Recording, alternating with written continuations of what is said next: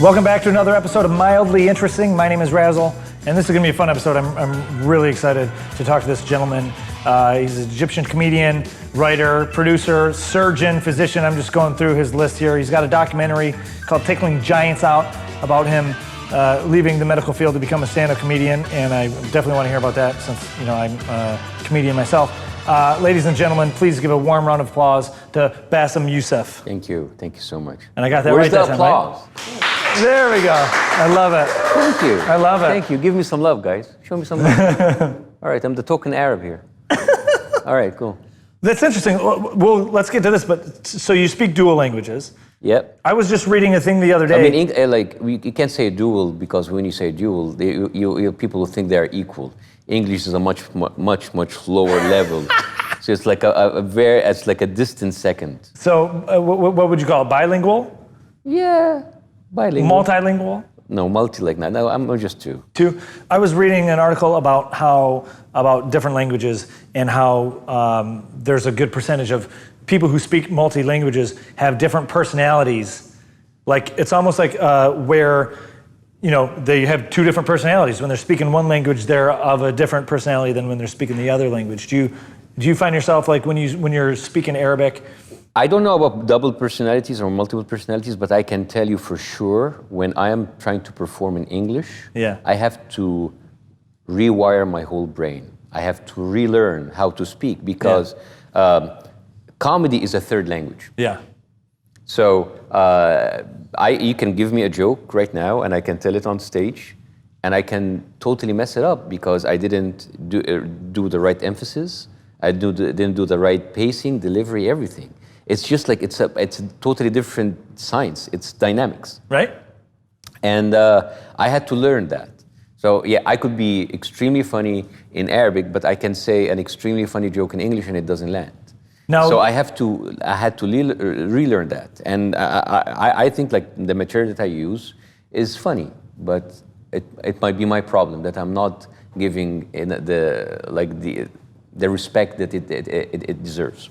So when you're crafting your material, your stand-up, do you craft it first in Arabic? No. No. It's so you're writing the premises and you come up with everything from ground level even up. the references. So even if you do something that in English that would be only understood by Arabic audience, I don't do that. It has to be understood by people across all spectrums. But it is not. That's just the first phase. Yeah. It has to be understood. So I have to be like digging deep inside the comedy in a different language, in a different reference, with different reception. That's interesting. Yeah. That's a whole nother level to just observing and writing jokes and stand-up. Yes. To have to deconstruct that. That's amazing. You're from Egypt. Yep. And you were a doctor. A heart surgeon. A heart surgeon. Yes. Now, you were also in 2013 named 100 most influential people in the world by Time magazine. But that's not because of medicine. That's because of the satire. Of the satire. Yeah. But you were born in Cairo. Yeah. Siblings? Any siblings? An older brother. He's an engineer. Okay. So he's an engineer and I'm a doctor. In the Middle East, you're allowed to be one of three things: an engineer, a doctor, or disappointment. And what did your parents do? My father was a judge. Okay. And my mom was a university professor, a business professor. What made you go? Is your brother's older or younger? He's older. He's older. So he became an engineer before you became a doctor. Yes. What made you choose the profession of being a doctor? Because I didn't like engineering. You didn't like engineering? And again, that's the only option I had. It's really, your parents were like, you can be an engineer or a doctor. If you have the grades, you have to use them. Was the goal to always leave and because some people in the Mideast over there, they'll become doctors or engineers and they'll move to like the States or move to other areas. Was the goal to become a doctor and relocate, or was it not in the beginning? It just like midway through my studying medicine, I decided I need to leave. Yeah. I didn't like the medical field there, and I wanted to come and work here. And work here in the medical field, or just in? Or no, in the medical field. I finished all my transfer exams, the USMLEs, the clinical exams. I was coming back and forth from the United States to finish my exams. Okay. And I already got accepted in Cleveland, in a pediatric heart surgery fellowship. And then the revolution happened, and then everything changed. And you were over there when the revolution happened. No, I was in I was in Egypt. Yeah. You were in Egypt when the revolution happened, and you were helping people, like you were saving lives while. I was like with like many other doctors. I was part of like the medical teams that went into the makeshift clinics and helping other people. Yeah. During the clashes, I was not like a political figure. I was not involved in all of the politics. All I did was just like found myself in a place that I thought I could help. And then as the revolution ended, when I started reviewing the media and I see how the systemic brainwashing of the masses, because this was all state-run media, I said, like, you know what, I want to say something about this. So I started to do these videos in my laundry room. And I thought maybe 10,000 people will watch it. That would be a great number. Yeah. And I ended up in a couple of weeks in 5 million people watching. Jeez Louise. And I know that 5 million is nothing now. I mean, like your dog can get 5 million. But that is 2011 in Egypt. At that time, that was a huge deal. Yeah. And suddenly I've got like all of these offers from different channels, different TV stations. And I ended up signing a deal for a TV station in the same time, the same day that the papers from Cleveland arrived. And I had to make the choice. And so should I choose to continue and save money, save lives, or make money? And I chose the money. You chose the money. I mean, but the thing is there's something. I was just watching on Netflix. David Letterman has that talk show. My guest needs no introduction, and they just had my next guest needs no introduction. And Seinfeld was on the new one. They did a bonus one from the Emmy. They had like an Emmy speech, and Jerry Seinfeld was talking to Letterman, and Letterman's like, I don't do anything, but I haven't changed the talk shows. I haven't changed television. And Jerry Seinfeld's like, yeah, but you give people something to enjoy. You're saving lives by making people laugh.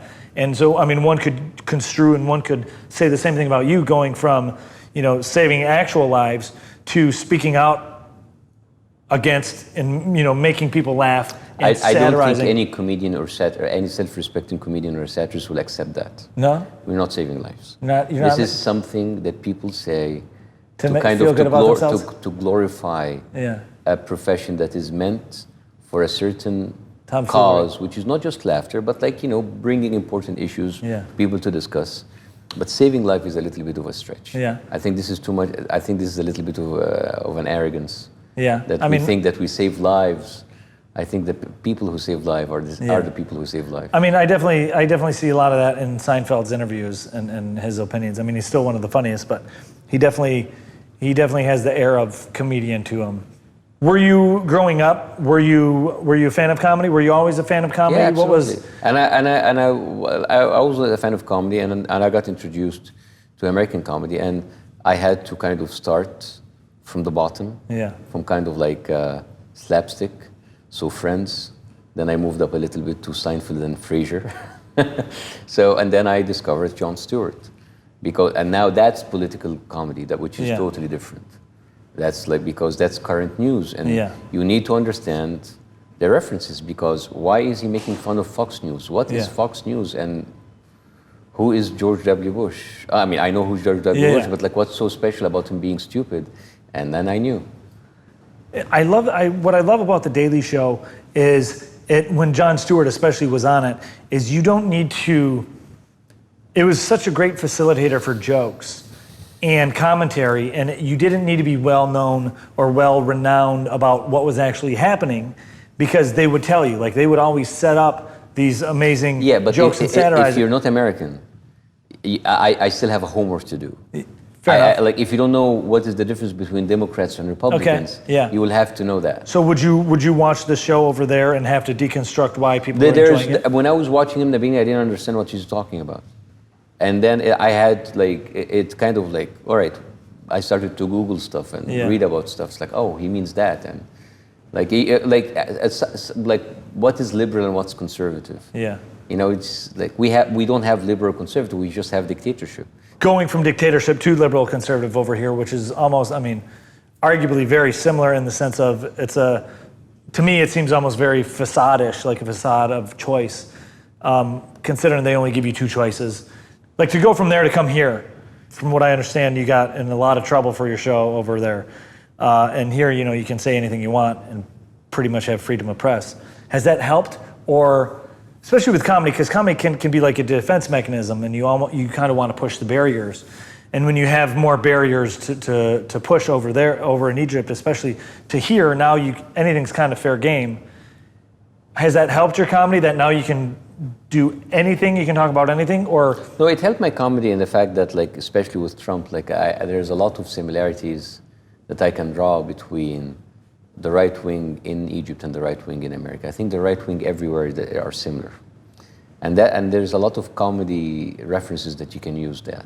So that's helped like my comedy a lot. And then to compare and contrast and having like our dictator being buddies with your president, that's amazing material.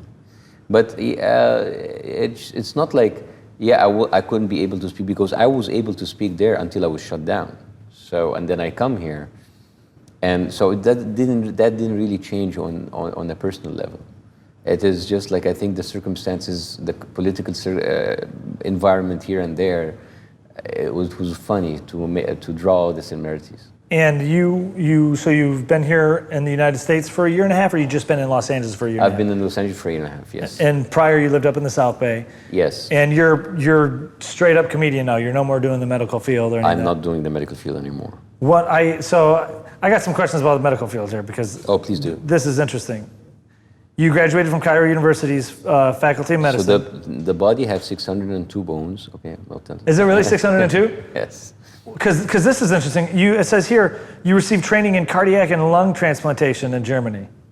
That was more of a lung transplantation technology. I was working in a medical device company that were developing a new technology. They were here in the States. And basically, it's instead of putting the heart in a ice box, they're putting it in a box that it keeps beating to the transportation. So that was like a research year for me.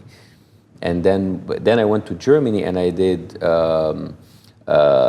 assistant heart devices and a little bit of cardiac transplantation there. Yes. Would you say is Germany? Because if they're learning and they're teaching this technology in Germany, is Germany like one of the forefronts of the medical field? Because a friend of mine went there for like a new form of like hair transplant. And it was like, it's cheaper over there and it's newer over there because I guess they're testing it out or whatever. And hearing this from you, it makes me wonder if... Now, Germany is very good in medicine, but still America is the lead. It's still the lead? And you will hear that from Europeans. They will tell you that Americans are like a few decades ahead. Yeah. What about stem cells? Because like I guess we're prohibiting that, right? No, are we still? No. Are we allowing that? But now? the prohibition was removed by Obama. Okay, I didn't know that. So you grew up in Cairo. You're born in Cairo. You have an older brother. What's the comedy scene over there? Because to go from medical to satirist, then now you're doing stand-up. Is there a stand-up scene? Is there a comedy scene in Egypt, or what's the? There was a stand-up scene that was starting on a very small level in the 2007, 2008. I didn't continue, and I think part of it is you need an environment for this to flourish. Yeah. So when the revolution happened, there was an explosion of stand-up, an explosion of comedy, but now the ceiling has just dropped so low, and people are just doing social comedy, which is not very interesting. And now all of the comedy shows look and sound the same. Yeah. So there wasn't really a breeding ground for just live entertainment even over there. No. It's just it seems. I mean, what do you do in college? If you're going to college, or what do you do in your free time if you're not? There are clubs. There's clubs. There are cinemas. Cinemas. They're everywhere. I mean, I'm not saying that there's not. I mean, there's live performances of musicians. Yeah. But for a city like Cairo with 20 million people living there should be 100 times more. That's what's baffling to me. But this is the. It is a result of a horrible dictatorship who is stifling everybody down. It's they're afraid of people, a large amount of people collected in one place. I mean, for the past 3 years, our Egyptian soccer league has been played without audience, without spectators, because they don't want to have 100,000 people in the same place. For real? Yeah. So they've been playing. Nobody even wants to go to the stadiums. They can't because they can't. Many they just for security reasons. And this is the thing, All dictatorships, they can do whatever they want. They can take away your freedom because of security reasons. And that's happening now. They're still doing that now. So what did the revolution do if there's still a dictatorship now? No, the revolution has, at least for the time being, has failed big time. The revolution was taking over, or at least tried to take over for a couple of years, and then it regressed. Yeah, it's like what happened in the French Revolution. They thought they won, but then they didn't. But then they didn't. And then the monarchs came back. Yeah. And you love Los Angeles. You're here forever. It's amazing. I mean, you cannot get enough of the weather here, right? What, is that your favorite part of Los Angeles, or? Oh, the weather. But listen, I'm addicted to the sun. Yeah. I love the weather. I love the warmth. I don't care if it's 120 out there. Anything better than a snowstorm. How'd you settle on LA versus New York? Weather. Weather. But also... Because New York's got a good comedy scene as well. Yes, but New York is very stressful. And I don't know if, I have family, I have 2 kids, and I don't know if I can actually live in Manhattan with a family. Yeah. And again, the weather is just a key thing. And, it has to be one of these 2 cities. Yeah. I think you can live in New York if you're single or if you're extremely rich. Yeah. LA's getting that way though too. Yeah. So you have a podcast out, right? Yes, I have a podcast called Remade in America. And tell me about this. Let's talk about this. Remade in America is about outsiders' experience. So I think that everybody is an outsider in their own way. So they tried to make it about immigrant experience, but I didn't like that. I think everybody has an outsider experience that make him struggle against it to be successful. So my first guest was Maz Jobrani, who's love him. Comedian. So funny. He came from Iran in the worst time ever. Yeah, as hilarious. 6 years old, and he became an outsider since the get-go. Yeah, I had Maria Hinojosa, which is the first Latina NPR woman. That's an outsider story. Yeah. Carmen Esposito. Oh, okay, yeah, I know her. They know as a comedian with a sexual sexual orientation. Yeah, I know her from orientation. Chicago. Yes, yeah, and she has it's a wonderful episode that we had with her. She's lovely. And Baratonde Thurston. So we're having all of these conversations with people. What makes you as an outsider, and how did you deal with it, and how did you progress in your career? And I think everybody can relate to this podcast because whether you're an immigrant, whether you're a black, brown, white, you are somewhere, somehow you are an outsider. I definitely, especially in a town or industry that we're in, where when you strip everything away, everything is about is about either creating or being seen or attention, be it going up on stage for or in a band or whatever. There's definitely the gesture idea of I'm the only person in my family who's moved out here or moved out of Bay City, Michigan, where I'm from, and there's definitely the outsider. It's like an outsider gene almost in the entertainment industry. I feel like it's definitely. It's like a calling, you don't know any other way. And I feel like outsiders, they always feel like outsiders because they don't know any other way to live or than to be themselves. Yeah, exactly. That's why it's not just you don't have to be black or brown or or an immigrant. You could be a white man who was born in the middle of America and you don't feel that you belong. Or someone who would live in the Los Angeles or New York and you feel that it's too overwhelming. Yeah. So that's why I think it's a very important issue.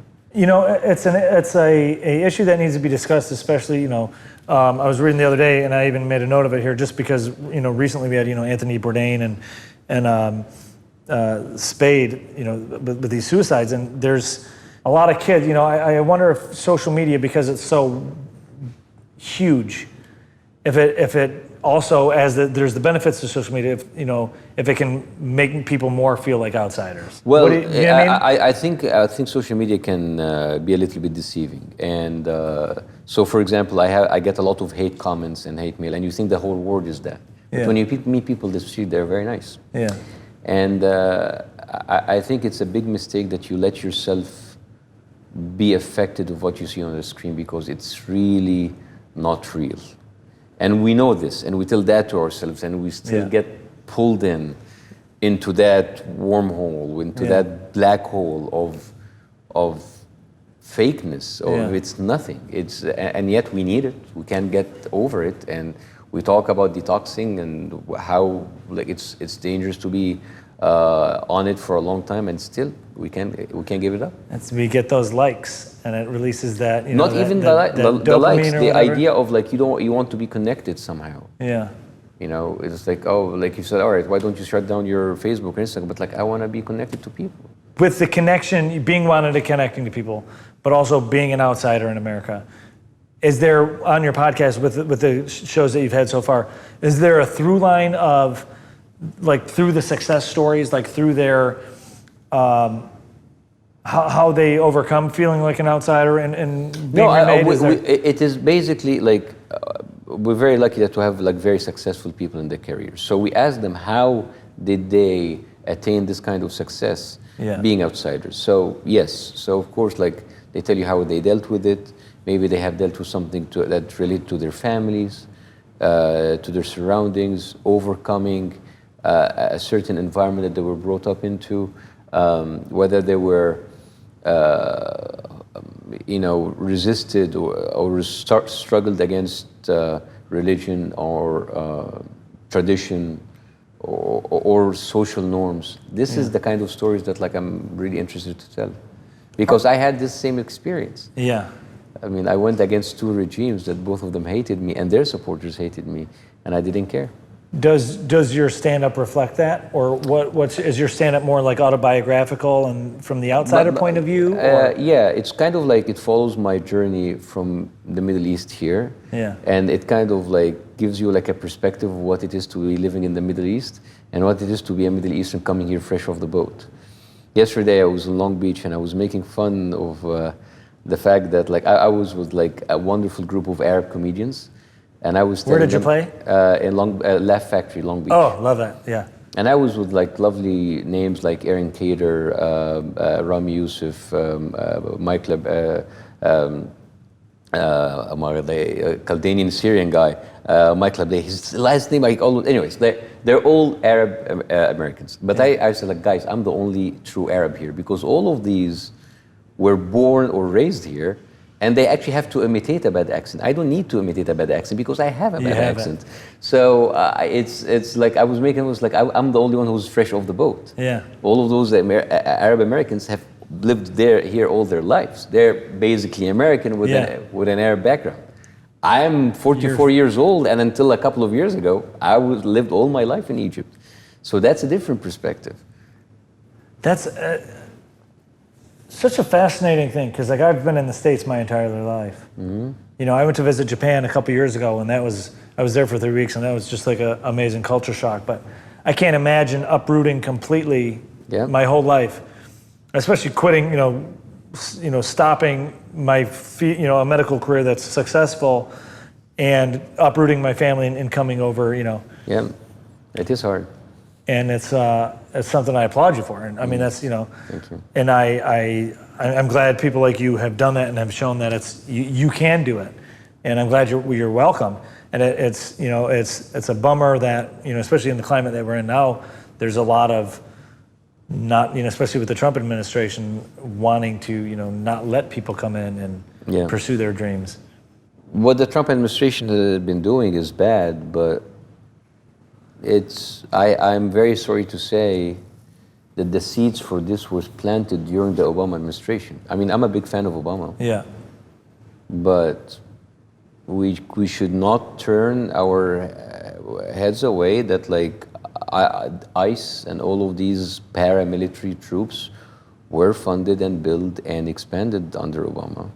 And Trump is just like using that. He's the scapegoat. I mean, it is very easy to point fingers at the Trump administration and the right wing, but a few months ago, when they were discussing the budget, the Democrats signed in on increasing the military expenditure, military budget by $60 billion. Why do you need $60 billion more for your military while you're shutting down all of these arts and all of these social programs? Why do you need more? How many more countries do you want to invade? You are already the strongest country in the world. Why do you need $60 more billion? Yeah. And you're shutting down all of this. And the Democrats are complicit in this. So you cannot just it's the way that the American administration in general, it's just like, there's so many good things about America, but the way that the Congress and the House has always been working for the best interest of the lobbyists, not for the people who voted them, is something that is not just exclusive for Trump. It's been going on for years. Would you say, because I mean, from what I gather and from what I've read, I completely agree, especially with lobbyists.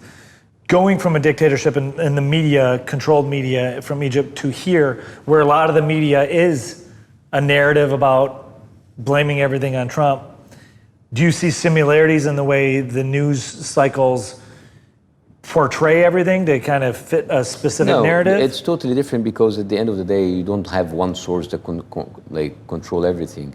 Here it's controlled by different interests. But at the end of the day, if you talk, people can speak and say whatever they want. And nobody is going to be put in jail because of what they say. But at the end of the day, people were like kicking and screaming because net neutrality, and it didn't really matter. This was just like 5 people who were not elected, who sat in a closed room and decided that you're not going to have net neutrality anymore. If you ask any American, would you ever vote for this? And he will say no. And yet, these kind of decisions are being made. So you need to really revise what does it mean to be a democracy. Yeah, it's definitely. And again, I'm coming from the worst places of democracy in the world. I have no right to kind of judge it. No, please judge it. Because I agree completely. But I'm speaking as like a resident of this country, and hopefully, like I'm going to be a citizen one day. So I consider this as my country, and I, like you, like all of them, we pay taxes for this.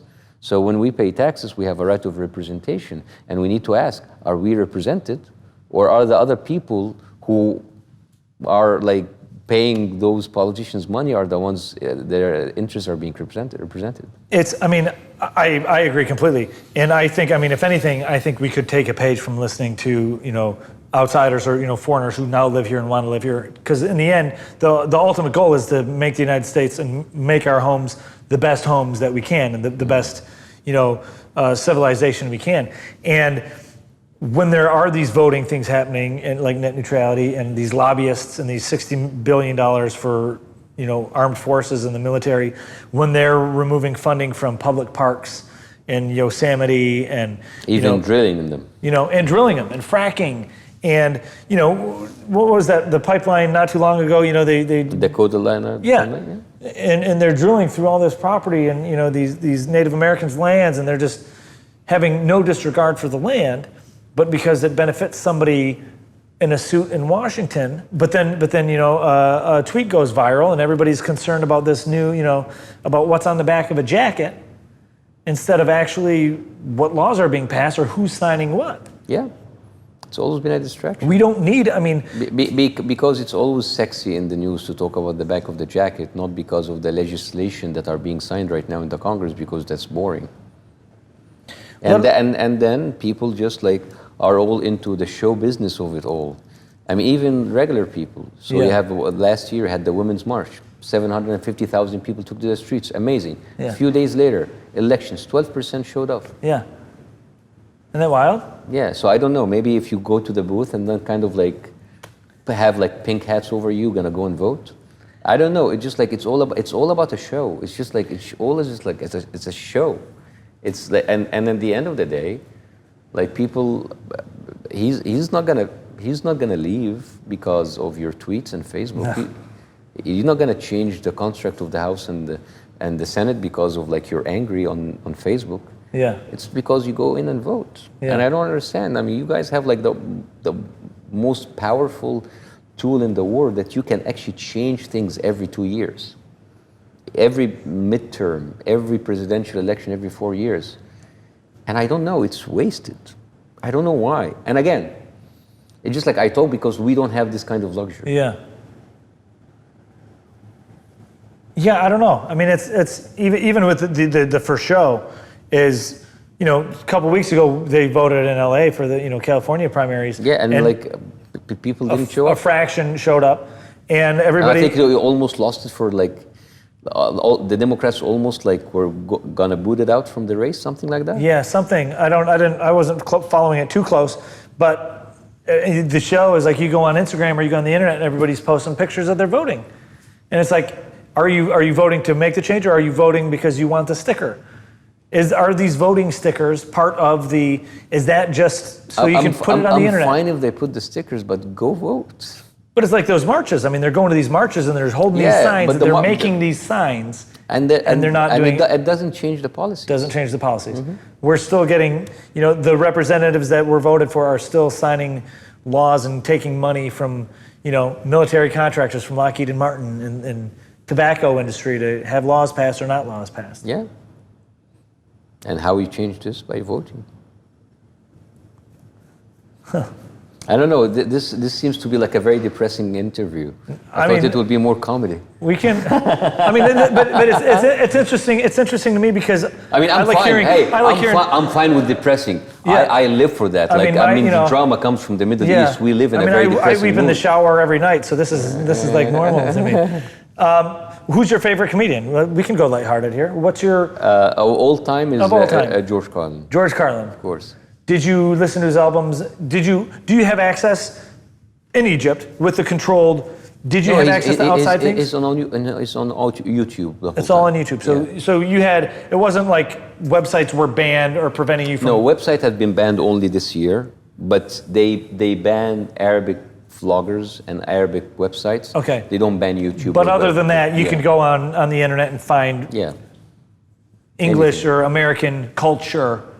Yes. Did you watch a lot of movies growing up? Were your parents, did they show you a lot of stuff? I mean, it's on television. Yeah. We had the Muppet Show, man. Okay. If you have the Muppet Show, you have everything. That's where, like, I'm a simpleton from Michigan. I see the desert in Egypt and I see pyramids and I think,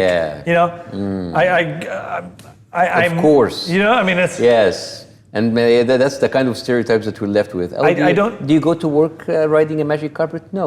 I go to work riding a camel, you racist piece of shit. I mean, I wasn't going to say that, but I didn't know about, because I know. You're going to go ask me really about the magic carpet? No, please. I mean, how do they work? They have no sound at all. Because it's like a Tesla, absolutely. I watch Aladdin. I watch the movie Aladdin, and he takes Jasmine around a magic carpet around the world in like 2 hours. And it's played by an Indian, which is crazy. Because of course, Indians, Arabs are all brown. But I didn't know. I guess that was interesting to me. I didn't realize you had like the Muppet. Like, I think of some countries like Russia or even China, and when they're in dictatorship, I guess I'm just under the assumption that a lot of American culture is prohibited. These countries do dictatorship right. We even suck in our dictatorship. We do half-ass work of dictatorship. Okay. Yeah. So that makes sense. It's then. It's incompetence everywhere, even being a dictator. So what do you expect? Do you talk about like that in your stand-up? Something like this. Something like that? What are you excited about? Like, what excites you about like, what excites you on a day-to-day basis? Or a week-to-week basis? Like, what? Well, it's creating new stuff, like not just material for the stage. I work on scripts. Okay. Like I'm like every other guy in Hollywood. I'm working on a project. Working on projects. I'm working on scripts. Taking meetings and lunches. And it's kind of like maybe what excites me is like I hope to break into the American media. Okay. You have a show on Fusion, I saw.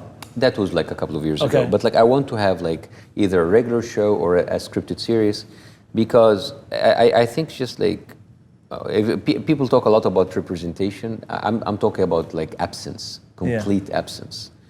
As I said, there's a lot of people who come here as first generation in my situation who are, our images are either whitewashed or not there at all, and I think we should have a voice. Yeah, I agree. And there's a lot of stuff that we can discuss and bring to the table, and I definitely see in the, just reading the or I can write something and Tom Cruise can play it. Yeah. Or Matt Damon. I mean, they did The Last Samurai and The Great Wall, so they can do some Middle Eastern thing. I'm a big fan of Tom Cruise, so I love him. Sign me up for that. I love him. I mean, if he said like he's going to play something Arab, go ahead, I please. will watch Tom Cruise in anything. Yeah. He delivers. I feel like now is the time for that, though. I mean, especially with like, we're in a climate, where there's so many networks and so many available channels for shows, be it Amazon or HBO or Hulu or Netflix. And a lot of the stuff I've been seeing them put out have been, various forms of, from different races and different points of view that isn't just, a white dude. Yeah, well, so I feel like I'm you're waiting here for mine. I feel like you're here for the right time. I hope so. You'll get it, because literally 30 minutes before you got here, I'm reading the trades, and you just signed a CAA. Yes. Congratulations on that. It's a very exciting move. That's an exciting move for you. Avalon and CAA are a great team together. Avalon's great. I got some friends over there too. So Yes. that's, you're going to be there. You're going to get there. You'll get something. We'll see. Yeah, knock on flat we'll earth. See. I as an Arab, I'm pessimistic the whole time. Yeah. So it has to be. Is that in your nature to just kind of? Yeah, because nothing good happens there. So and if it happens, it's taken away. So we have a very nihilistic look to the world. Yeah. Yeah. Explain that to me, because I feel like having a positive outlook on life is what it sounds like. You've had a great positive outlook on life so far. So to have the nihilistic and the pessimist of the realism of realizing that, Well, it's just like I don't want to get too excited, because at a certain point I was very excited about me being like the number one in the Middle East, and that was taken away from me overnight. And then I'm a fugitive. So I was like, all right, I'm not going to fall. Yeah, but now you're the number one fugitive. I'm the more, but I didn't get a show yet. You should pitch them a reboot of The Fugitive. Yeah. Oh. I could see you as the fugitive. The Fugitive, Middle Eastern edition. Yeah. But now I will have like. Say, I did not kill my wife. No, it's more of like about like the Homeland Security will be on my tail, which is more scary. Yeah. Homeland Security and NSA and FBI, instead of like just like a guy, instead of like the sheriff. Yeah. The marshal. That ups the stakes. That really makes it set current. Yeah, but like, am I reinforcing the image of terrorists? Well, it's fine. I could be a vegan terrorist. A vegan terrorist. I'm vegan already. Gluten-free. You're vegan already. Yeah. You've been here a year and a half, and you're already vegan. No, I'm vegan before that. So like I'm an Arab and a vegan, which makes me scary and annoying. What made you convert to veganism? Oh, that's a longer story. 4 years ago in Egypt, I had a friend of mine who had MS. Okay. And he reversed his condition over the years. And it's not veganism per se, it's more of like plant-based whole food diet. And I got educated about that, and I was just like, it opened my eyes, and I never went back since then. Do you feel healthier? Oh, much better. Because you just said earlier you were like, I swim and I work out every day. Oh yeah. It's like much more energy. I feel like it's just like made wonders to my body. It's all plant-based. Yes. Yeah, baby. And you subscribe to that? Oh yeah. As a physician, as a doctor? Actually, I'm working on a project that's not related to politics or comedy. I'm shooting next 2 months from now. I'm shooting like a docu-series in Arabic and in English about plant-based diet, because I want to educate people about this, because I help so many people in Egypt. Yeah. Use my platform to help a lot of people, and I want to spread that, because I've seen people with arthritis, with autoimmune disease, get better. Yeah. So I need to share this information with people. What are your thoughts on like medicinal marijuana, since that's considered? Yeah, I mean, it's not for me. Yeah. Because like every time I try it, even the sativa strands, I just get knocked out. Now, is sativa marijuana, or is sativa different? I don't know. I know that there's a sativa and there's ink, I guess. There's like an upper and a downer, I guess. So even when I tried the upper, I get knocked out and I sleep. Yeah. I try to find, I don't know, creative inspiration, but I end up sleeping every time. Yeah. So it's not for me. But is that because you're smoking that late at night? I don't know. It knocks me out. Yeah. So it's not for me, but I think it should be legal. You think it should be legal? Do you think it should be legal across the board, or just for medicinal purposes? No, across the board. Across the board? Yeah. 'Cause I have some friends who use it for who have like chronic back pain or arthritis and things like that, and they'll smoke it for that, and it helps. And it's intriguing to me that even just switching to a plant-based diet can help those symptoms as well. It will reduce your inflammation instantly. What is the science behind that? Just because meat takes more to break down, or is no? it? It's a true plant-based diet is an alkaline diet. Okay. And it doesn't put your body in an acidic state like the animal protein. And acidity is actually a cause for inflammation and lower your immunity. So basically, it's as simple as that. Yeah. There's a lot of inflammatory factors in meat and eggs and cheese, and that kind of messes up with your body totally.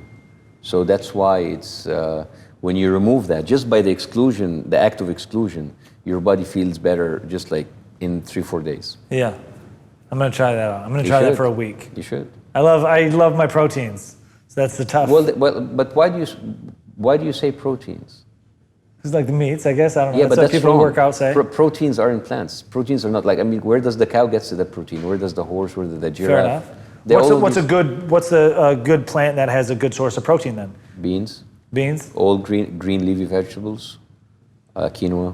Quinoa. Rice. Sweet potato. Okay, yeah, I guess, because sweet potato is what is a complex carb? Is that what sweet potato is? Yeah. Oh, I eat carbs. You eat carbs? Oh, yeah. Breads? Yeah. Pastas? Yeah.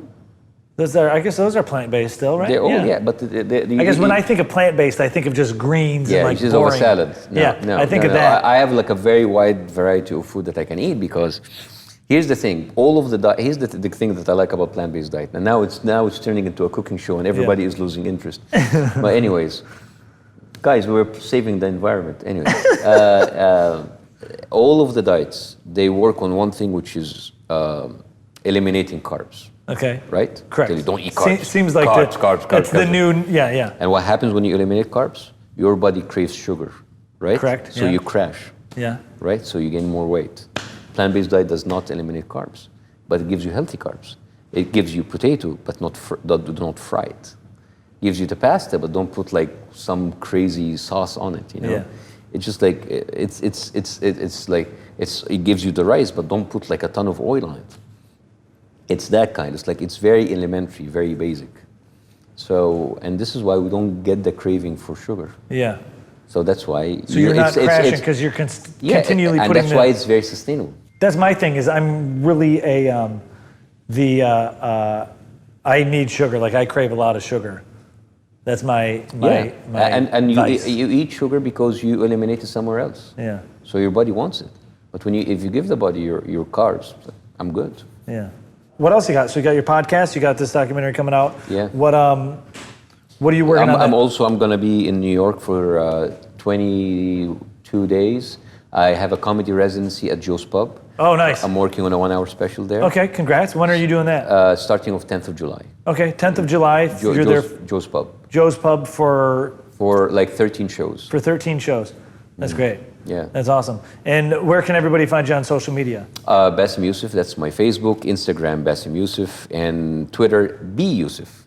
Yousseff. And Remade in America, where can people listen or watch Remade in America, whenever you can listen on podcasts and Apple Podcasts, of course, and subscribe, download, and all the shebang. I love it.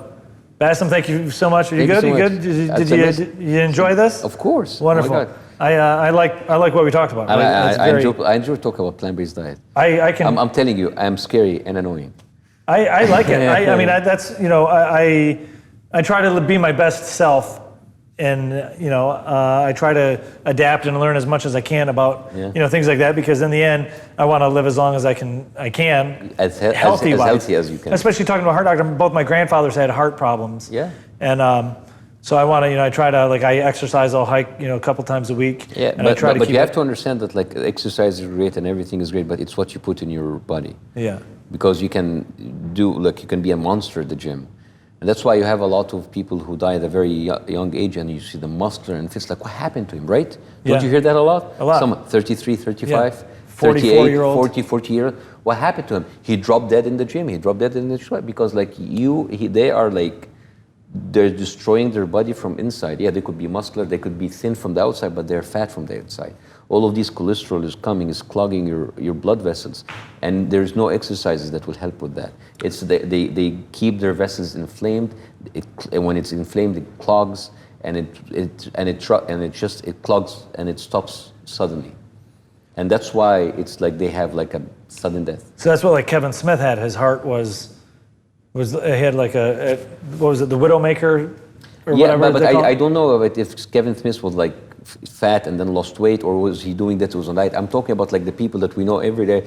Just this last year, I know people on personal basis, at least 8 or 10 people who died in their 30s. Yeah. And they were like, you see their pictures, they're muscular. But it's because, so even exercise doesn't, because I thought. Exercise helps, but it does not make you immune if you're doing bad choices in food. Mm-hmm. And when I say bad choices, I don't mean fast food or sugars, because that's a done deal. Obvious, I'm talking about like if you think that you can eat a ton of meat, or you can eat chicken, and you can eat fish, and you can eat eggs, and you can Okay, get I away. eat a lot of chicken, so chicken's bad for you? Chicken is as bad as meat. Really? Fish is as bad as meat and chicken. Even if there's no Eggs. fat on it? What do you mean? Like I make sure when I cook it, I cut all the white stuff That's off. bullshit. Chicken has almost the same amount of cholesterol as meat. Really? Yeah, and there's some kinds of fish that have like 2 or 3 times the amount of cholesterol. This is all misconception that we have about food. Every time you eat chicken or meat, there's tons of cholesterol and tons of inflammatory factors that goes in and messes up with your body. And that's why you have inflammation, that's why you get sick a lot, that's why you feel tired, that's why you feel your energy drained, and that's why your blood vessels inside get clogged and you don't know about it. Is there a way to get them unclogged? Or is it once they're clogged, they're kind of like... No, it's all reversible, because like your body always renews itself. You just need to give it a chance. Okay. I mean, the internal lining of your intestine completely changes every 6 days. Really? If you keep it in a continuous state of inflammation, that's not going to happen. And this is why you have all of these young people with Crohn's disease. Crohn's disease is just like almost endemic now, right? Yeah. Why? Because everybody's eating meat. Everybody's eating all of like high fat. If you open any medical text and look at the etiology of Crohn's disease, number 1, high fat protein diet. And by the way, when you eat lean meat, there's fat. Yeah. You're not eating protein without the fat. You eat protein with very high taxes of fat. If a beautiful lean like steak, it has a ton of fat. Yeah. So the protein comes with the fat. But you eat beans, you get 0 fat. It's amazing. And you get the fiber, and you get the vitamins, and you get the minerals, everything. Yeah, everything that you put in your body, you pay a tax for it. Yeah. So if you get the eggs, I have so much protein. What about the cholesterol? You get the chicken, you get the fish, very amazing, but you get the mercury, and you get all of that. If you get all of the same nutrients from somewhere else without paying these taxes, and even get more fiber and more nutrients and more vitamins that you never get because there's 0 fiber in meat, right? Yeah. So isn't that better to go to this? And people say like, oh, but that's extreme. Okay, that's extreme, but like cracking your chest open and having like a vein from your leg, putting it there, that's not my extreme. My grandfather had that. Right? Yeah. Is there a way, so like if I already have a bunch of cholesterol in my heart right now, is there a way no amount of exercise will clean those arteries out? If you continue to eat the same thing. If I continue, but if I switch to like a plant-based diet? 2-3 weeks you're Really? Yeah, it's so great. Then I can go back to eating. And then you can just like get your body in a fucked up cycles every single 3 weeks. That's amazing. Yes. Yes. I'm sure it's very healthy. And you have to stop drinking that shit. Oh, but it's so good. It's so horrible. It wakes me up. It's so horrible. It's bad. I'm telling you, I'm annoying. I'm scary and I'm annoying. I'm judging all your food choices right now. Next time I go grocery shopping, I'm going to email you pictures of what I can get. This is horrible. Like I went in, it's like, guys, do you have lunch? And I'm already like, expressing my annoying traits. Oh, do you have something vegan? Your stuff already hates me. But that's how change gets happen, I guess, That's how, even like with revolutions or whatever, you need the squeaky wheel to really get the grease into change. The number one reason for bankruptcy in America is medical bills. I believe it. So, isn't that extreme? That's the best reason for change, is to not need to do that. Yeah. Bassem, thank you so much for joining us. Thank you so much. Follow him on Instagram, listen to his podcast, do all of that. If you're in New York, go see him. My buddy Zach's in New York. I'll have to tell him to go see you. Thank you so much. Absolutely. Thank you guys for watching. Check us out. Check out the other episodes on Prohibited. Follow me on Instagram @MyNameIsRazzle, on Twitter @MyNameIsRazzle2. And don't forget to buy my book, Don't Be a Dick, on Amazon.com. And we'll see you